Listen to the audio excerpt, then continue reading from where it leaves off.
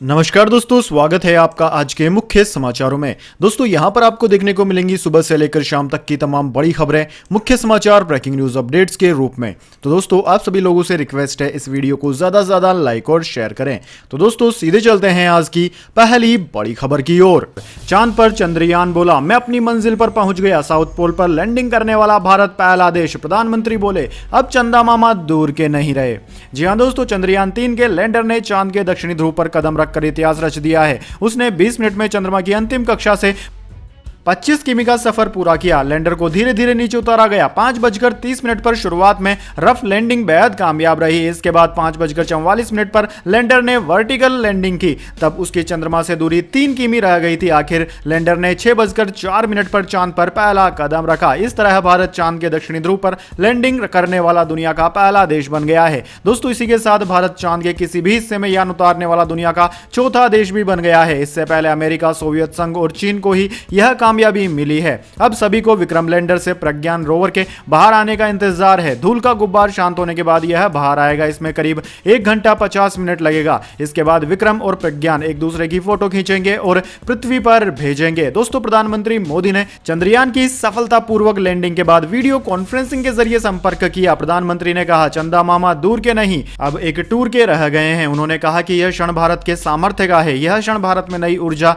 नए विश्वास, नई चेतना का है। अमृतकाल में अमृत वर्षा हुई है। हमने धरती पर संकल्प लिया और चांद पर उसे साकार किया। हम अंतरिक्ष में नए भारत की नई उड़ान के साक्षी बने हैं। वहीं दोस्तों राष्ट्रपति द्रौपदी मुर्मू ने कहा कि भारतीय वैज्ञानिकों ने इतिहास रच दिया है। उन्हें बधाई। चंद्रयान की सफलता मानवता के लिए बड़ा पल है। इससे पहले दोस्तों आपकी जानकारी के लिए बता दें, भारत से पहले रूस चांद के दक्षिणी ध्रुव पर लूना 25 यान उतारने वाला था। 21 अगस्त को यह लैंडिंग होनी थी, लेकिन आखिरी ऑर्बिट बदलते समय रास्ते से यह यान भटक गया और चांद की सतह पर क्रैश हो गया। इसके बाद दोस्तों अगली बड़ी खबर, सफल हुआ चंद्रयान 3। फिल्मी सितारों ने भी इंडिया की इस कामयाबी पर यूं जताई खुशी। जी हां दोस्तों, अंतरिक्ष की दुनिया में भारत ने एक बार फिर से इतिहास लहरा दिया है। दरअसल दोस्तों चंद्रयान 3 मिशन सफल हो गया। विक्रम लैंडर के तय पॉइंट पर पहुंचकर इस मिशन को पूरा कर लिया है, जिसके बाद भारत ने दुनिया भर में अपना नाम रोशन कर लिया है। दोस्तों इसको लेकर प्रधानमंत्री, राष्ट्रपति से लेकर फिल्मी सितारे, बिजनेसमैन सभी ने अपनी खुशी जाहिर की है। दोस्तों विक्रम लैंडर के लैंड करने के बाद सितारों ने सोशल मीडिया के जरिए खुशी जाहिर की और भारत की सफलता के लिए वैज्ञानिकों को बधाई दी है। फिल्म अभिनेता अजय देवगन ने लिखा, भारत माता की जय, proud, amazed, excitement, honoured to be living in moment of history. वहीं दोस्तों अक्षय कुमार ने लिखा, a billion hearts saying thank you ISRO, you have made us so proud, lucky be watching India make history, India is on the moon, we are over the moon. वहीं दोस्तों रवि टंडन ने लिखा कि land, India is on the moon. वैसे दोस्तों आपकी क्या प्रतिक्रिया है? इंडिया का चंद्रयान चांद पर सुरक्षित पहुंच गया है, इसके लिए अगर कोई प्रतिक्रिया नहीं है तो कमेंट बॉक्स में जय हिंद जरूर लिखें। इसके बाद दोस्तों जानिए अगली बड़ी खबर, ब्रिक्स समिट। पीएम मोदी बोले, ब्रिक्स के विस्तार का पूरा समर्थन करता है भारत, आम सहमति बनाने का स्वागत। जी हां दोस्तों, प्रधानमंत्री नरेंद्र मोदी ने दक्षिण अफ्रीका के जोहान्सबर्ग में आयोजित ब्रिक्स शिखर सम्मेलन को संबोधित किया। इस दौरान उन्होंने ब्रिक्स की उपलब्धियां गिनाते हुए कहा कि संगठन ने कई उपलब्धियां हासिल की है और लोगों के जीवन में सकारात्मक बदलाव लाते हुए उसे बेहतर बना रहा है। प्रधानमंत्री मोदी ने 15वें ब्रिक्स शिखर सम्मेलन के खुले पूर्ण सत्र को संबोधित करते हुए कहा कि ब्रिक्स को भविष्य के लिए तैयार संगठन बनाने के लिए हमें अपने संबंधित समाजों को भी भविष्य के लिए तैयार करना होगा और प्रौद्योगिकी इसमें महत्वपूर्ण भूमिका निभाएगी। प्रधानमंत्री मोदी ने यहां कहा कि लगभग 2 दशक में ब्रिक्स ने एक लंबी और शानदार यात्रा की है। इस यात्रा में हमने कई उपलब्धियां हासिल की।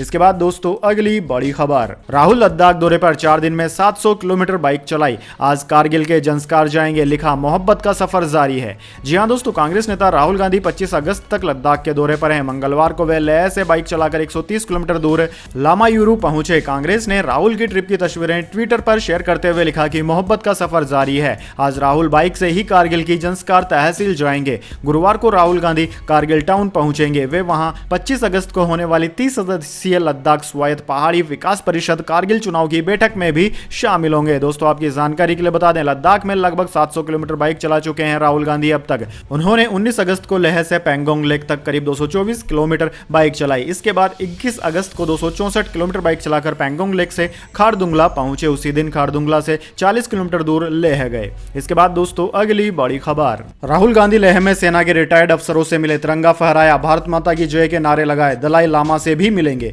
जी हां दोस्तों, कांग्रेस नेता राहुल गांधी 25 अगस्त तक लद्दाख के दौरे पर हैं। सोमवार रात उन्होंने लेह मार्केट में आर्मी के रिटायर्ड अफसरों से भी मुलाकात की। राहुल गांधी ने उनके साथ तिरंगा फहराया और भारत माता की जय के नारे भी लगाए। इस दौरान मार्केट में लोगों की भीड़ इकट्ठी हो गई। राहुल ने मार्केट में खरीदारी भी की। न्यूज एजेंसी एएनआई ने इसका वीडियो शेयर किया। वीडियो में वे भीड़ से घिरे दिख रहे हैं। उन्होंने सामान खरीदा। कुछ देर बाद वे सब्जी की दुकान पर पहुंचे और वहां से सब्जियां ली। दोस्तों राहुल गांधी आज बौद्ध धर्म गुरु दलाई लामा से भी मिलेंगे। वे अपनी बाइक से उनसे मिलने के लिए निकले हैं। इसके बाद दोस्तों अगली बड़ी खबर, मोदी सरकार के एक फैसले से बड़ी अरब दुनिया की मुश्किलें, यूएई पर भी असर।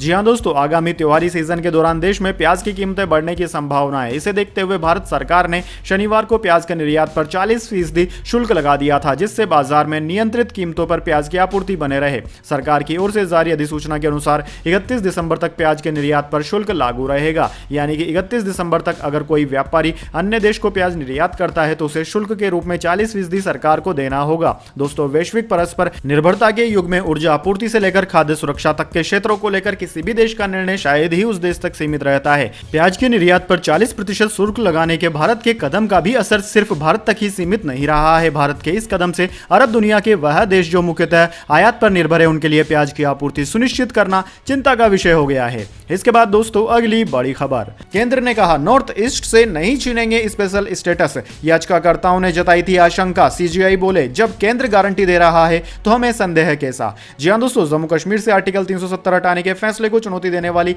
23 याचिकाओं पर बुधवार को 90वें दिन सुनवाई हो रही थी। इसी दौरान केंद्र ने सुप्रीम कोर्ट को बताया कि उसका नॉर्थ ईस्ट राज्यों को मिले स्पेशल स्टेटस को खत्म करने का कोई इरादा नहीं है। केंद्र की तरफ से सॉलिसिटर जनरल तुषार मेहता ने वकील मनीष तिवारी की दलीलों के जवाब में यह बात कही। दरअसल दोस्तों तिवारी ने कहा था कि जम्मू कश्मीर पर लागू संविधान के भाग 21 में निहित प्रावधानों के अलावा नॉर्थ ईस्ट को नियंत्रित करने वाले अन्य विशेष प्रावधान भी है। सुप्रीम कोर्ट ने कहा कि जब केंद्र ने कहा है कि उसका ऐसा कोई इरादा नहीं है तो हमें संदेह है कैसा। वहीं दोस्तों CJI DY Chandrachud, justice Sanjay Kishan Kaul, justice Sanjiv Khanna, justice BR Gavai और जस्टिस सूर्यकांत की बेंच इस मामले में सुनवाई कर रही है।